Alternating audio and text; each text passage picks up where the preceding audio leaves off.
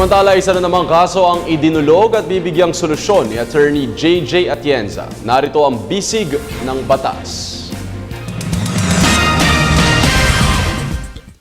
Si Bog sa isang dating empleyado ng isang government office. Kinasuhan siya ng dating kasintahan nang magkaroon sila ng isang matinding away. Habang pending ang kaso ay lumipad na patungong Singapore si Boggs dahil sa panibagong trabaho. Kamakailan ay kinakailangang umuwi ni Boggs mula sa Singapore upang mag-abay sa isang kapatid.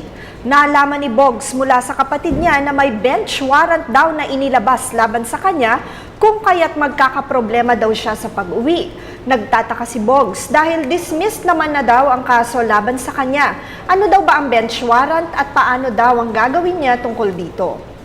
Boggs, ang isang bench warrant ay isang order o warrant na inisyu ng judge dahil sa hindi mo pagsipot sa isang proceeding o hearing na kinakailangan ang iyong presensya.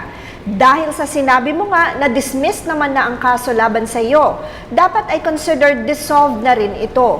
Mas mainam na kumonsulta sa isang abogado na aalalay sa iyo upang makonfirm ito sa korte. Kung ito ay existing pa, kinakailangan lamang gumawa ng hakbang ang iyong abogado upang ma-lift ito on the ground na dismiss naman na ang kaso laban sa iyo. Tandaan na ang aming opinyon ay limitado lamang sa mga impormasyong inyong ibinigay sa amin at maaari itong mag-iba depende pa sa karagdagang detalye. Patuloy po kayong mag-email sa ptv4newscenter@gmail.com. Attorney JJ Jimeno at ang inyong bisig na batas.